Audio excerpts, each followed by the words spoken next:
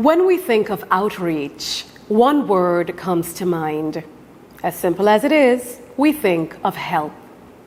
With that said, what if I told you that there is an outreach program, one which knows through and through the meaning of that quite honestly inspiring word, help? Everyone deserves to feel seen, everyone deserves to feel heard, and every single person deserves to feel loved.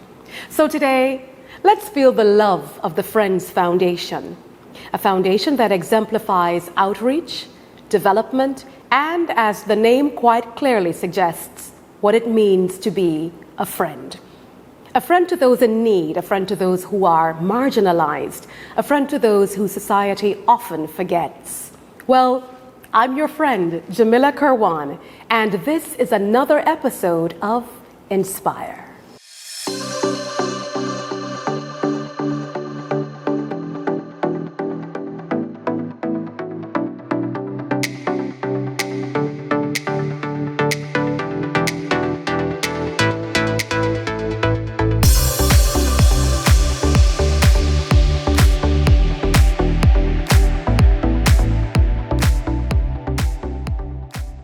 One of the programs we're involved with is the Friends program, which is us helping the Handicapped Children's Hospital extend services out to people that need them. They're actually at their homes. Located on the old Halberton Hospital compound is a home of love and joy. We're at the Friends Foundation. The Friends Foundation is a non-profit organization which shows compassion and understanding to the most precious, or should I say, the most exceptional children in the nation. The Friends Foundation supports these children and their families by offering a safe space to learn, play, and most of all, feel seen. The Friends Foundation is run by Annette Carey, a woman passionate about helping others.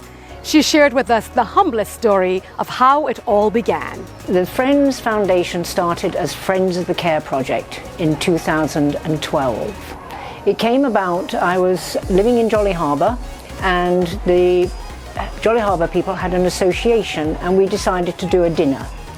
And I was asked to be involved, which I was happy to do, but I said I will only do it if it's black tie and we do it for charity. I invited the then Governor General, Dame Louise Lake Tack. She had her secretary call me, I went to see her. She instructed me to help her move the children from Amazing Grace to the Care Project, and that's how the charity was born. We originally started on 3 strips of ripped duvet cover, and we've now come into a fully purpose-built building, supporting the wider community of the island for children who are differently abled. In 2017, the Friends Foundation implemented an outreach program.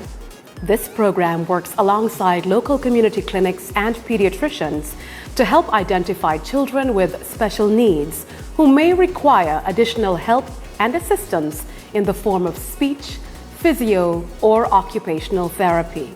When the charity was originally set up in 2012, it was primarily to give snacks to the children that had been abandoned in the institution. And when I walked in, the children were having no stimulation, but lined up in a wheelchair and looking at the wall. It wasn't really understood that if you worked with children, that they would be able to do something and have a quality of life. My first lesson really was to introduce shaving foam, and that sensory input really was like an awakening for the children.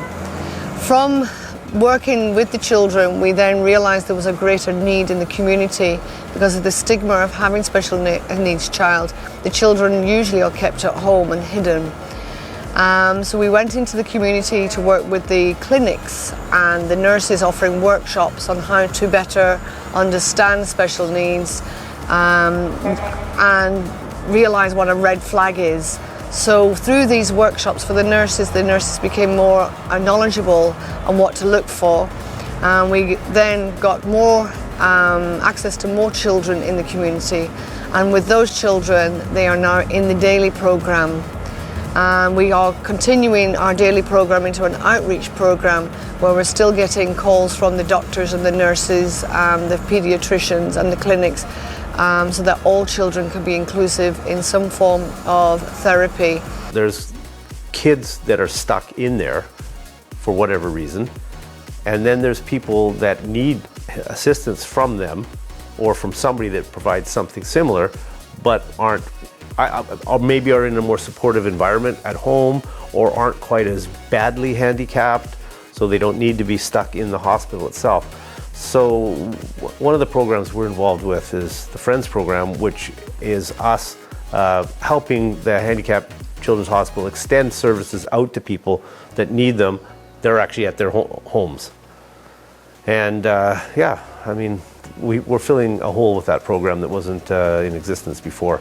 This idea came to me at a meeting with the Minister of Health, Sir Molwyn Joseph, when he asked some of his senior nurses how many children were out there who needed help and did we have any information on them. With that, I approached the Calvin Ayre Foundation and gave them this idea. The rest of the board thought I was completely crazy, but I just knew there were children there who needed help, and Calvin and his team agreed to sponsor us. It was a dream come true, and he has been sponsoring us ever since. But I'm not always sure if the Calvin Ayre Foundation realise what they've done. By sending me out there and allowing me to go out there with outreach, we have found many, many children who need help. The clinics have supported us 100%, and we now have a waiting list of children who want to come here.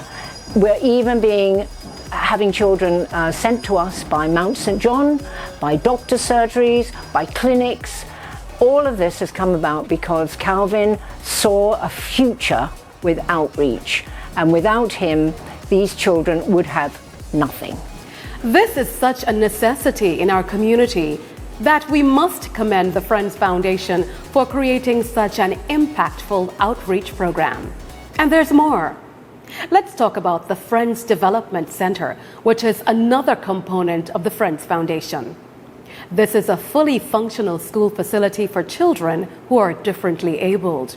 I could say more, but how about we hear from the principal himself, Mr. Raphael Robertson. The Friends Developmental Center started out of a need that Mistress Annette Carey, MBE, and now director of the Friends Foundation, saw when she came to Antigua, because there was another charity that is now defunct, and she thought that it was important so that you can continue helping children who are differently abled.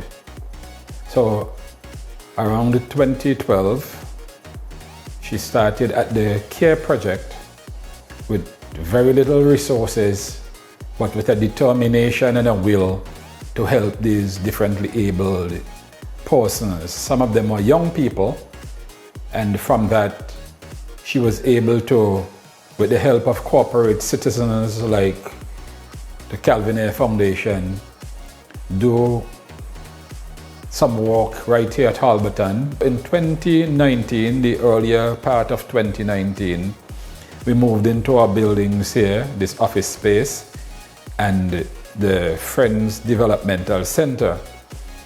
This Friends Developmental Center right now houses those children who come in daily, because we were able to, again with the help of corporate citizens, acquire a means of transportation to bring in the children that did not have a means, that their parents did not have a means of bringing them. Others come in because their parents are able to bring them. We are able to walk along with CHATS. CHATS is another special area, a special needs institution that helps children. So we work together with them because they have expertise that we need and we have expertise that they need. So working together with them has helped us and helped them to help these most vulnerable citizens of Antigua and Barbuda. Another focus of the Friends Foundation is the apprenticeship program. This remarkable program provides vocational training to young men with special needs. This is a facet of occupational therapy which uses work scenarios and skills training to help strengthen and develop interpersonal skills. Currently, the program offers training in gardening, music, and basic woodwork, and also animal care. We also have the apprenticeship program, which is very important to us. Young men who come in and do different things. Because we have transportation, we are able to go and get them, bring them here, and they're able to do something. Like, for example, learning to play the pan, basic woodwork, gardening. And we also take them once per week to Sailability, that is the National Sailing Academy, where they are able to participate in what activities we have going on there. So every Thursday, they're able to go to Sailability and participate, making their life to them more meaningful and making their day-to-day activities more interesting, so that they would not be sitting down bored and not being able to, function. These experiences help them to function well. Therefore, we are doing all that we can to help these citizens, these young men, these children, so that their parents too, their families can benefit from what we are doing. Apart from helping just the children, we have had parents coming in, as we do from time to time, and have our staff nurse, because we now have a staff nurse who works here, and the physiotherapist go through certain things with the parents that they can do to help the children at home. These experiences help the children to recognize that they are valuable citizens, they are differently abled, but they are also able to function or live effectively.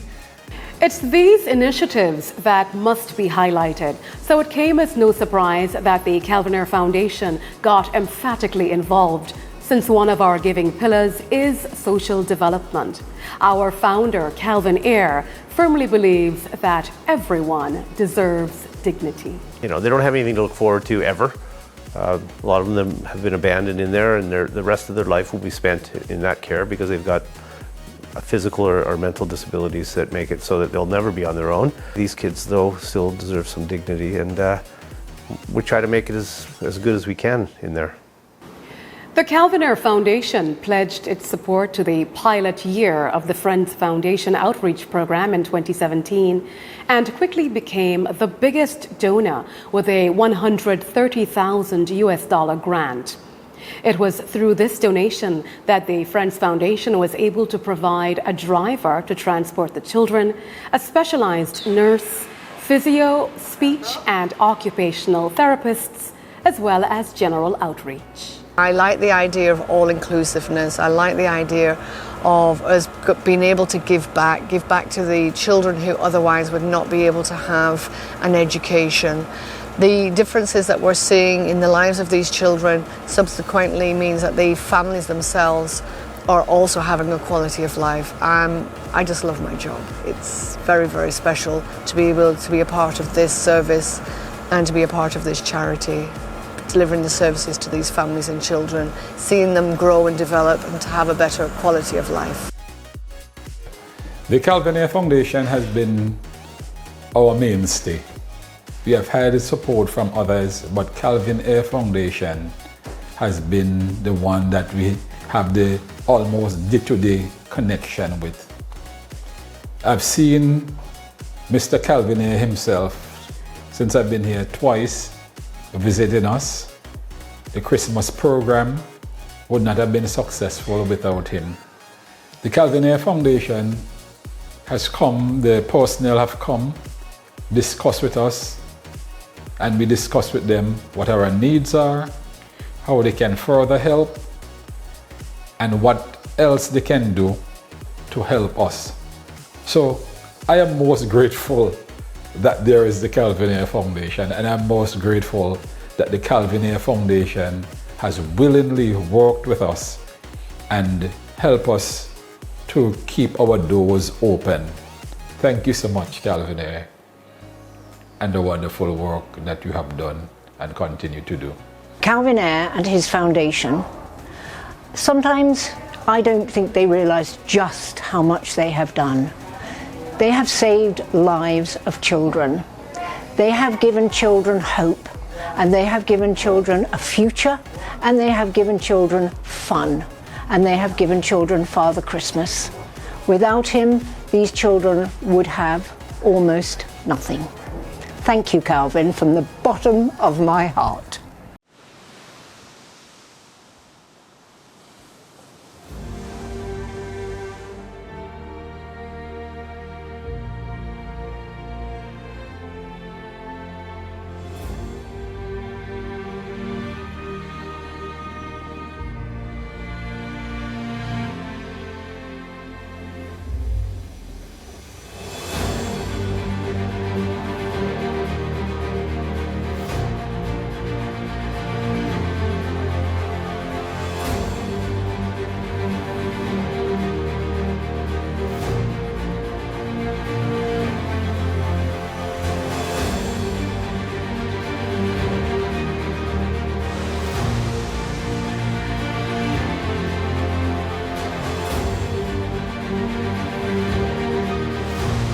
Discover the Caribbean from a new perspective with Calvin Air Helicopters.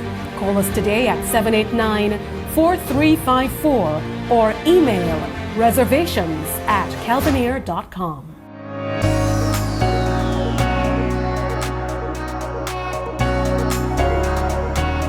It is through the Friends Foundation that CAF supports the Friends of the Care Project, a government-run organization which provides basic care for the differently abled through therapy and education for its residents. CAF also supports the Care Project through the Supplemental Nutrition at the Care program, which provides lunch, an afternoon snack, and dinner. Lastly, every year, CAF surprises these wonderful children with toys, gifts, and guess what else? Their very own personal Santa. I'm Patrice, and that was your CAF Fact.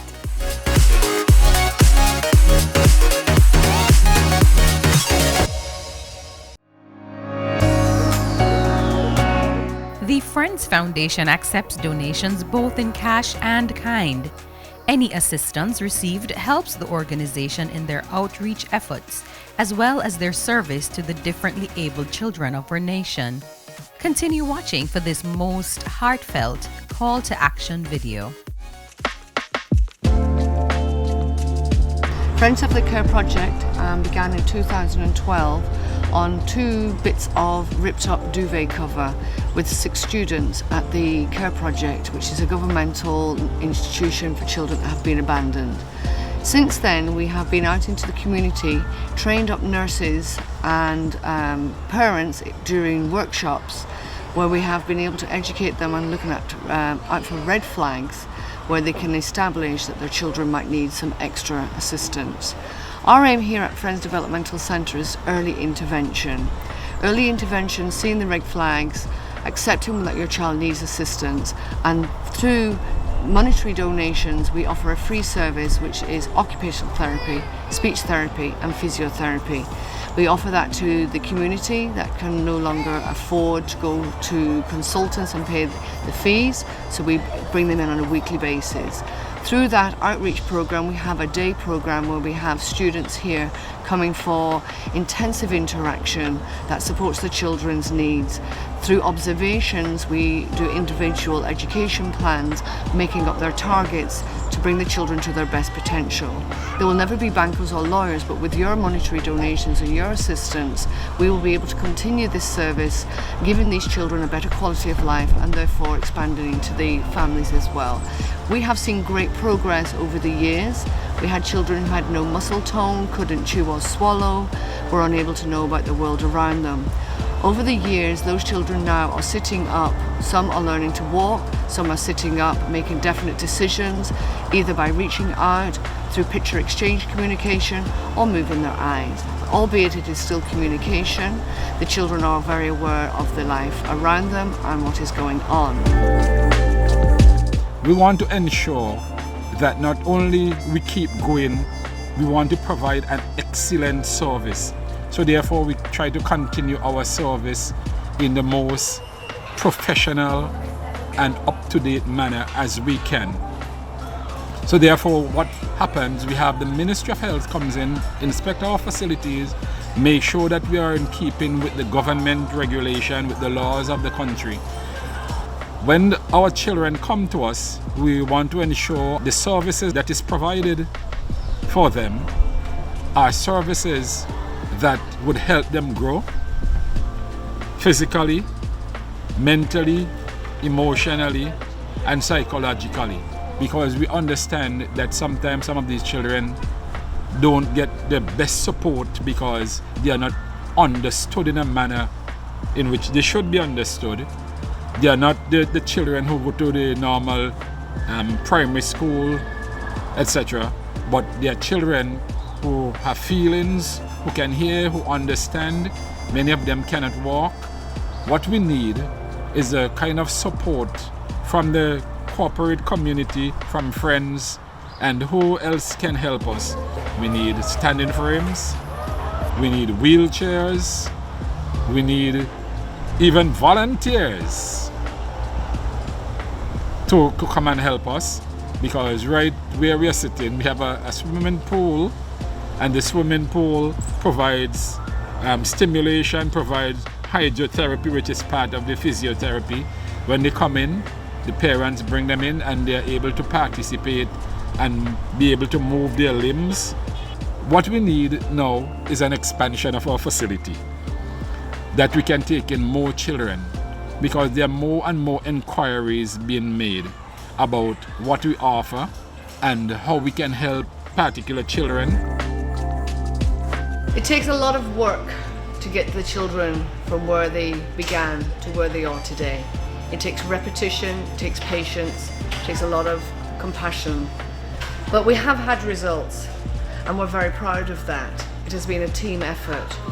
But in order to expand or to assist us further, we have a child and children that once they reach the age of 16, transition to our outreach program, which is where they would do gardening, labouring, self-help skills, sailability, and learning to play the pan. To be able to transition from the Friends Developmental Centre, they must be independently able to go to the bathroom.